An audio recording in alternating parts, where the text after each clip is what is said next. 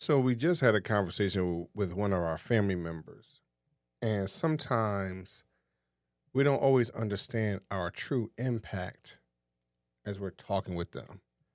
So what is your true influence with those that are around you and or your circle? We'll talk about it in a moment. Let's talk about love and marriage the way that God intended. Life experience, here we share it. The NoFruitPodcast. Tune in from any platform. NoFruitPodcast will help your spirit transform. Cello, Hello, everybody. how are y'all today? I'm doing well. How are you doing, babe? I'm okay. So, we had a conversation not too long ago with a family member. And in that conversation, I think it was brought to our attention how much of an influence we have been Mm-hmm. to some of our family members. We used to joke and talk about how we started the floodgates of getting married, right? But we also are paying attention now to how much of a influence we really are to those that are around us. Younger and older. Yes. Mm-hmm. And I really have to say that for me is nothing but God in that situation because of my outlook on life has changed a lot. There are some things Since hearing that or before that?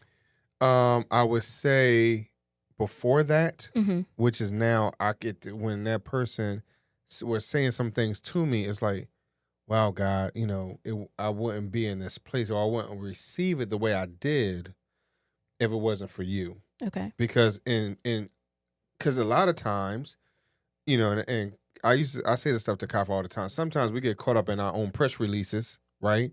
And then we get our head all big and all other type of stuff.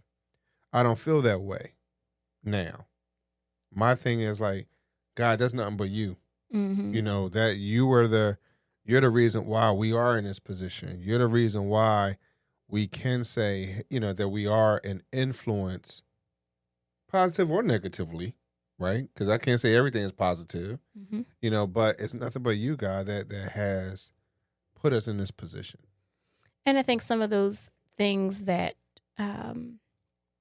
were referenced in the conversation that you had with the said family member were things that we weren't trying to do.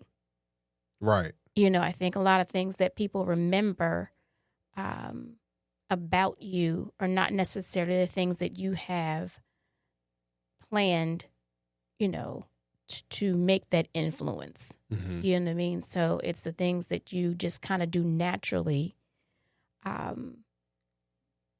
without thought. Mm-hmm. Authentically are the things that impact other people, the things Right. that people will remember about you. Right. They'll remember that smile, that laugh, because it's genuine. Mm-hmm. They'll remember the time you went out of your way. Well, they think you went out of your way, but, to drive them home, you know what I mean? Or whatever it was. But that's just your genuine thing. You care about Mm-hmm. people and you want to make sure that they, got home safely and that whatever. And they will remember those things. And those are the nuggets that stay with them. But it's interesting. Another part of that conversation, I think, was from the things that we have planted in our family members, how much of that sprouts out? How much of that is, I think that person said is a legacy. How much of that grows and sticks with them? Mm-hmm. And I think, we always think about the word legacy and we think of it something different, but just the seed that you plant in somebody else, those words of wisdom that time you were just there, maybe not saying a kind word, but just your presence and being there is a legacy. And I agree. Mm-hmm. For that person. Like, again, it's not in history books. Some people may not remember it 200 years from now. They may not remember it 200 episodes from now. Right. But, it's something that sticks with them. It's something that's meaningful for them. And they may then plant that same seed in someone else. So, yes. So you talk about legacy, right? So do you believe that a person's legacy never dies? I think the person and that connection to that action may die. It's not all going to be like Santa Claus and we give gifts because of him. But there may be something else where, hey, we give gifts or we share something, and it may not be like, oh, well, Maurice used to do this and I'm going to do it. And then they say, the next person that does it says, oh, well, my aunt told me that Maurice used to do this, so we're going to do it. Right. But it just becomes a tradition, or it becomes a legacy because of that. There's some things I think that we've started within our family that our children had said, I like that. I'm going to continue that on. Mm-hmm. Are they going to reference it when they do it and say, hey, my parents used to do this and I want to do this? And then are their are the members of their family going to say, oh, my mom and my dad said that their mom and their dad used to do this, and create that type of known legacy. So, or, maybe it's the difference between legacy and tradition. But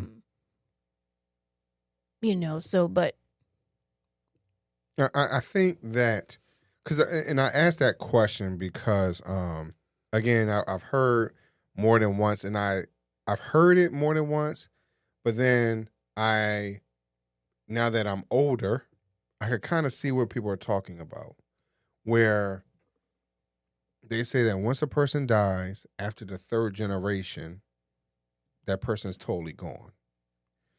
And so now that we're stuck in between, some generations right now, you and I, we get to see those that were, or we remember those that were maybe 2 generations older than us, right? Which we're blessed to have some persons still around for that. And then, but now we also starting to see the 2 generations behind us, right? And maybe soon we'll see the third one after us, so what I'm getting at is that you get to see those that were 2 generations ahead, that no one knows them by this 4th generation. They have no idea who they are. And I'm going to use my own personal family members. I have an Aunt Sarah who lived to be 104 years old, right? And in all reality, so she was my grandmother's aunt. She's then my mom's aunt, then mine, and then my daughter's. What's that, 4 generations? Yes. So in my opinion, the only reason why my daughter and my son, well, I was around Aunt Sarah, so my son and my daughter know who she is. We went to her house, all that stuff. But my daughter has an affinity towards her because I kind of pushed the idea, i.e., she has a certain, they share the same birth date, right? Birthday. I'm sorry, date. Yeah. Not the whole date. I'm sorry. Not the whole date. She'll be, I guess my daughter will be celebrating her bicentennial. But,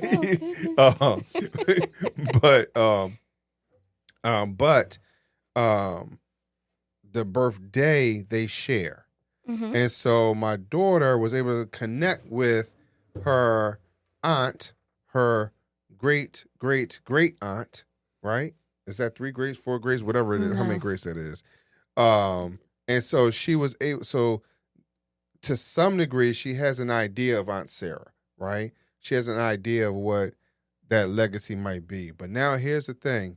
My daughter, like my brother and I have 2 kids. My brother has 3. His 3 kids, out of his 3 kids, my brother now has 3 grandkids of his own. right? Mm-hmm. Now, those 3 grandkids, I can almost guarantee they have no idea who Aunt Sarah is. And I'm not even sure if my brother's kids had a real relationship with Aunt Sarah. I'm not sure. I don't know because I wasn't around them all the time. But I know that I kind of forced the issue a little bit because of Janae's connection. They share the same birthday. I mean, and I think there's more to it than that. I think there's some pros and cons. So back in the day, verbal history was shared a lot more. You remind me of this person. You're named after that person. So that verbal history, that connection, like you're saying, is shared often or just shared with family. Right. Where nowadays, it may not be shared as much. For instance, the aunt that you're speaking of, we live not too far from the home she built. Right. You know what I mean? So, hey, we can verbally instill in our children by driving by and saying, hey, here's the house that Aunt Sarah built. Yes. You know what I mean? So, and they can see it. They may recall going inside, but they have that story that we, and then you share other stories along with it. Hey, we were there for Christmas.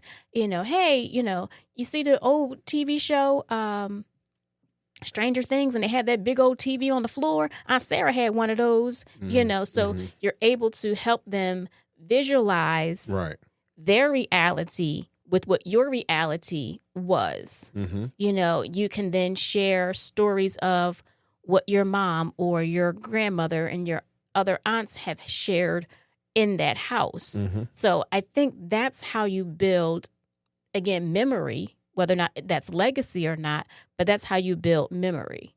Like you said, we get together in holidays and you're like, oh, well, this is not like the traditional holiday we had at Aunt Sarah's because at Aunt Sarah's we did this and this and this. Mm-hmm. So that verbal history is what ties people together through generations. And because family is, for some of us, not so tightly knit anymore, we don't have stories to share like that. So, as you stated, your brother, he's now in a whole nother state. Right. So we don't have, for years that he's been away, we have no stories to share with him or about him, with our children and with our grandchildren or, grandnieces and nephews, because we don't have that connection. Where back in the day, they got together. And go ahead. I'm sorry. No, go ahead. So what I was going to say is that, like, I hear what you're saying, and so for me, I can remember at least once a year going down with my grandmother and her sister to go visit their brother in South Carolina. To another state, yeah. Now, granted, they were born there, right? And so there was more than one reason for them to visit, right? But as you're stating, for my brother, because I'm using this scenario, Connection. right? Mm-hmm. Because even though my grandmother and my aunt's brother lived down there in South Carolina, and it appears, I don't know 100%, but it appears that they went down there more than he came up here, right? I remember maybe once, right? Present day. Yes, my brother has only lived down in another state. I think it's 3 years, I guess now 4 years, maybe. But the reality is I haven't visited yet. But here's the other part of that as well. Nobody has. You get what I mean? So again, that connection. Right. Whether, it's an inexpensive vacation and, hey, we're just going to go down, or, hey, I just want to be with my brother. Lion King. I don't know, but the way I said it, it just sounded like that movie. Yeah, right. But we don't have that. We're missing that part. Right. So as you're stating, what memory, what tradition, what legacy are we building with our own family? So yes, that memory and that connection that our kids will even have with their uncle, let alone their great whatever, forget those, 3-4 generations that you said. Mm-hmm. They're not going to be able to share anything with their kids. Like, what would they be able to say about, an uncle or an aunt, in that manner? Because we unfortunately didn't have those connections with those siblings. And I think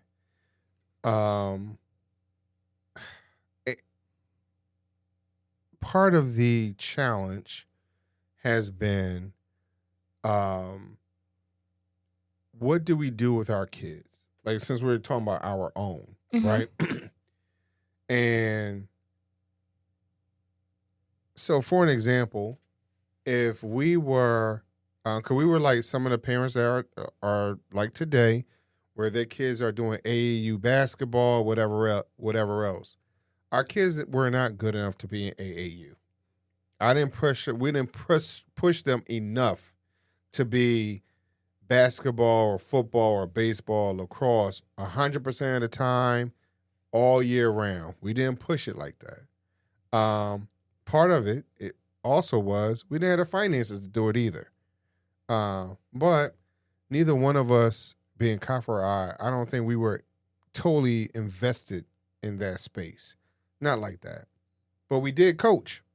They did play sports. They did have after-school activities. So the reality is, which we would hear all the time, I still even hear it till today, oh, y'all busy. Y'all have a lot going on. Y'all always doing something. Where some of these other people that are saying that all y'all doing is sitting around in the living room all day, every day, sitting in your rooms all day, every day. No conversation, no interaction. I don't even hear, like the other day, Kafi, you and our 21 going on 25-year-old son, right? Y'all sat down and played a game together. Yes. And I can't remember what game it was. Rummy Cube, was it? Rummy Cube. Roomy, whatever, right? Rummy Cube, Rummy Cube. Roomy, whatever. Y'all sat down and played that game. So how many of you are sitting down with your adult child playing a game? What type of relationship is that? Mm-hmm. Right now, I was invited to play, but I don't know how to play that game. And so I decided to bow out. I decided not to enjoy it. But here's the thing. I stayed near the room, though. Mm-hmm. I didn't leave. I stayed right there. Because again, we're talking about connection, right? So I stayed right there. I stayed close by. Where in other cases in the past, I might have gone off and done something totally different. I might not have been around. But some of us still do that till today. So are you still having that type of relationship? So, i.e., Kafi, when you're saying, hey, when our son has his family, is he going to sit down and play Rummy Cube with his family, right? Now, that doesn't mean that I haven't played a game with them recently, because we just played the game of life not too long ago. That was the longest, dumbest idea. No, it wasn't. It was fun. Especially now that and we play with both our children. Yes. Right? And so our 23-year-old and our 21-year-old who are gainfully employed, one of them just graduated with the, master's degree. So, no, we're not playing with babies. Mm-hmm. We're playing with literal adults. They're our kids, our children, right? But we're playing with adults that are now playing this game from a different perspective. They have a different objective now versus us trying to play it at 10 and 12 years old. Different mentality. Much different mentality. I mean, it was, the game of life was hilarious because, they were playing like they were really doing this thing. Like one of them was like, I don't want no kids. Right. Right. Right. Please. Like, what? I don't want no kid. Yep. But see, now, here's the thing. It's going to pull me down. I'm going to have to pay taxes. I'm going to have to pay this. Oh, yeah, and that's what, yeah, and they was like, what? Really? I lost a job again? Yes. Yeah, it was interesting. And so now, going back to the original part of this show, where we're talking about this family member talked about how influential we have been. But it's those small little things that we did with that individual. Right. Because we played games with that person. Right. And how that, again, rooted that person. Right. Yep. You know what I mean? Like, encouraging them, just like you said, we encouraged our kids to participate in sports. Right. You know, not because we wanted them to be a great athlete. Right. You know, but it's like, you got to make friends. Right. You have to learn how to share the ball. Right. You have to learn how to, communicate. Like, this is a platform for you to do it. And just like when we weren't parents and we were young, the age of our children are now, we were wise enough to tell some of our younger family members, like, go outside. Right. Make friends. Right. The TV doesn't have to be your only friend. Like, go to the swimming pool. Go to the basketball court. Right. Go to your school playground. Like, somebody's going to be there. Right. Like, so you don't want to go by yourself? I'll go with you, And we did the same thing with those individuals, our younger cousins. We did the same thing with our kids. And, that just speaks volume that individual was able to look back on what we've done with them and say that it has rooted them and it's been a gem. I mean, especially since they pushing 40. Hey, that math isn't mathing for me right I know, now. right? Yeah, they pushing 40. And so when our kids are pushing 40, I'm hoping that they'll look back on the things that we've done with them, whether it's game night, whether it's with us being there with them in school and school activities and community activities and just the advice and communication times that we've had, that they'll look back and say, hey, I'm grateful for that time. I'm grateful for what you placed in me. And that will be the legacy that we leave behind. Like, we've left that seed, and that seed will grow. So, Kafa. Yes, Maurice. In your parting thoughts, what would you leave with our listeners? I would leave with our listeners, when it comes to, what's our question of the day? What is our question of the day? Yeah, would you start with at the top of the show? You don't remember? I don't remember. I was trying to answer that question. Oh. But anyway, my parting thoughts for everyone that's listening is, plant that seed. Because it will grow. Somebody else will come along and water it. God will do what he has to do and be in the sun and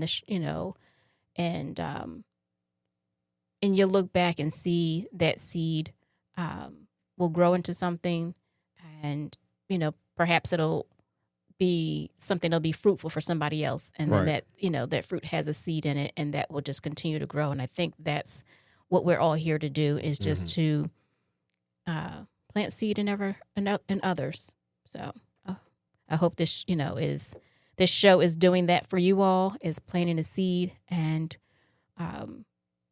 cultivating a good relationship with one another as we listen to the show and communicate with one another. So I thank you all so much for listening. I thank you all for being a part of this community. And we hope that you will continue to listen, continue to give us feedback. And we thank you all for listening. Have a great day. Thanks for tuning in to another episode of the No Fruit Podcast, where we bring you fruitful conversations, ripened wisdom, and love that's deeply rooted. We hope today's discussion left you feeling uplifted, encouraged, and ready to take on life's journey with purpose. If you enjoyed this episode, don't forget to subscribe, leave us a review, and share it with someone who could use a little inspiration in their day. You can catch up on past episodes, send us your thoughts, or learn more about us on social media. Until next time, stay rooted in love, and remember, every seed you plant today shapes the fruit of tomorrow. Take care, and we'll see you next time.